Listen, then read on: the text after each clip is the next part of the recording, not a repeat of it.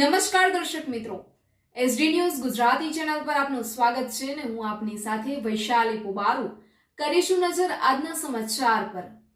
પંચમહાલથી પંચમહાલના મોરા ગામે સમસ્ત હિન્દુ અને મુસ્લિમ સમુદાયોએ એકતા દર્શાવી પહલગામ આતંકી હુમલા વિરુદ્ધ સમગ્ર ગામે રેલી કાઢી સંપૂર્ણ બંધ પાડ્યો।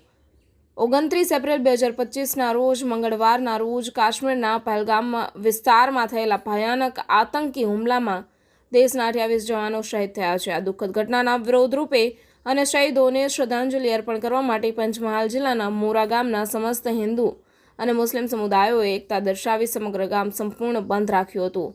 પંચમહાલ જિલ્લાના મોરા ગામના હિન્દુ મુસ્લિમ સમાજના લોકો મળીને આજે સવારે મોરા ગામના ગરબા ચોકથી બસ સ્ટેશન સુધી મૌન રેલી કાઢી।